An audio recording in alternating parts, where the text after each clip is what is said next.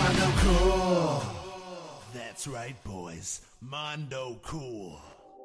Cinemora is a side-scrolling shmup for the Xbox 360. I had an absolute blast playing this game. Its story mode, while not telling the most sophisticated or original story in the universe, was enjoyable. I'm not the hugest fan of shmups because I'm just not good at them, but this game on its normal difficulty, I was able to jump into the story mode, beat it after a couple of days, and had a great time playing. And I've gone back to it again and again and keep racking up points. I've been having a really great time with this game. The characters in this universe have mastered time manipulation, and time manipulation does factor into the gameplay mechanics. Throughout the story mode, all the characters have an ability to slow down time. Now, my only complaint about this is, at least in the story mode, when you use your time manipulation powers, it gets rid of your point multipliers, which seems really weird that they would penalize you when the game, in some parts,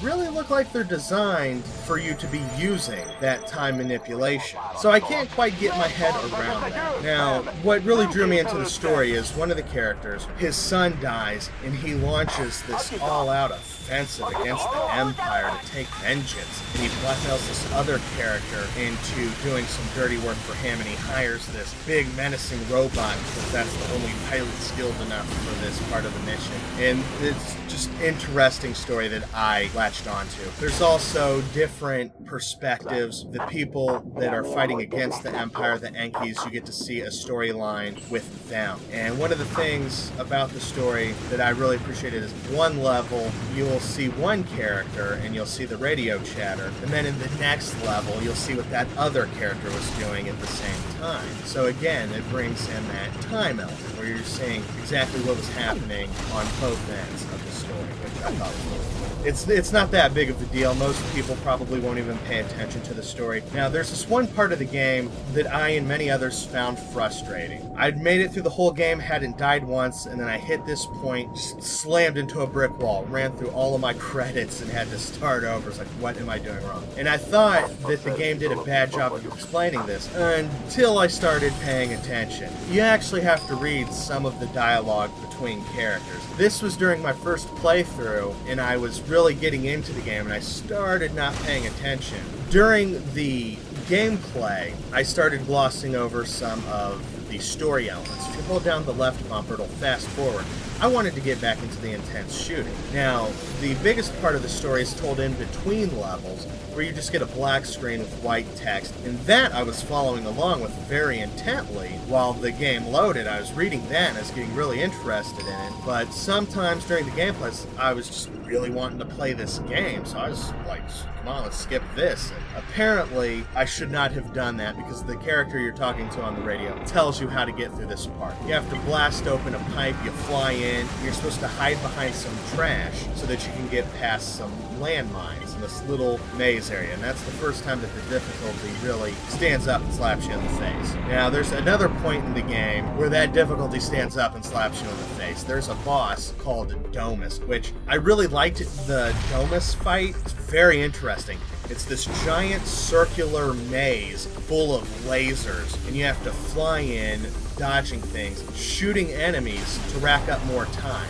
As you play through the game, the time counts down, and when you destroy enemies, it adds time. There's also flying power-ups that add time. You fly through this maze, you have to destroy every enemy you can while dodging it. It's spinning, it changes directions, you have to slow down, hit a few little weak points, and eventually you'll blow that thing up. That was really difficult the first time I got to it, and that's when I took another break, and then I came to it the next day, picked it up, and after the second time I managed to beat it and continue on with the story. That was very challenging. I do not feel that it was unfair. I liked it a lot. It is something I really hadn't seen before, a giant spinning laser maze. I enjoyed it. I thought it was a nice challenge. The final boss fight I felt was a little underwhelming. I was able to beat that on the first shot. So Domus was a little more challenging. The next boss after that also had a pretty good challenge. I had to throw a couple lives away to get through it. The final boss I got through the very first time.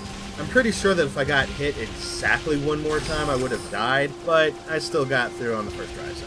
If you're a big fan of shmups, you may want to crank the difficulty up to challenging. If you're not a very big fan of shmups, this is a good entry-level game. You're going to be able to beat this on the normal level, but it's not going to be a cakewalk either. There's going to be a decent level of challenge, but it's not going to crush you. There are other modes of the game where you can do boss attack mode, where every boss that you've previously beaten is unlocked and you can go through and practice it. I went back and tried to fight Domus again. This time you can select your pilot, which gives you a different sub-weapon, and you can choose your time manipulation ability. Other than being able to slow down time, there's also the ability to rewind time or to activate a shield. I usually go with slow down time. That helps me the most. Being able to rewind time and try again, not always that useful. In my experience, I prefer just slowing time down so I can dodge projectiles. When I went back to fight Domus in the boss attack mode, that thing whooped up on my ass really bad.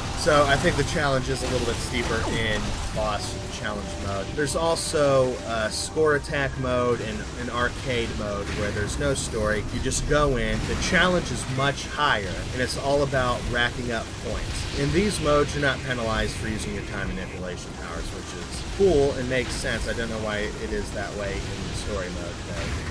I haven't spent too much time in the score attack modes and arcade modes because they are a lot more challenging. I do like that there's a lot of stuff to unlock in this game. You unlock different pilots, you unlock different planes, you unlock different paint jobs for the planes for a little customization. It gives you a reason to keep going back and putting time into the game and racking up those points. I would recommend this game to anyone that likes shooters. It's gorgeous. The art direction is amazing. There's just these giant, gorgeous bosses in this interesting world that the air battles are really just stunning. And some of them, like, you'll have bright blue skies and beautiful green backgrounds, but there's also levels that look like they're straight out of Blade Runner and kind of cyberpunk. There's underwater levels. There's levels that take you through caves where you fight these giant worm things. There's just a lot of eye candy in this game. And every now and then when you get a little cutscene, you see the plane coming around in big angles and, you know, flying towards you and whipping around these enemies. And very, very nice looking game. I had just as much fun looking at it as I did playing. So I recommend this game to anyone that likes shmups. The arcade mode's going to be just for you. You're going to have a lot of fun with that and the challenge. But if you're also someone that likes the idea of a shmup, but aren't that good at it, I think this is a very nice entry-level shmup. So I would recommend this game to pretty much anyone that thinks it looks attractive and interesting. I had a great time playing it.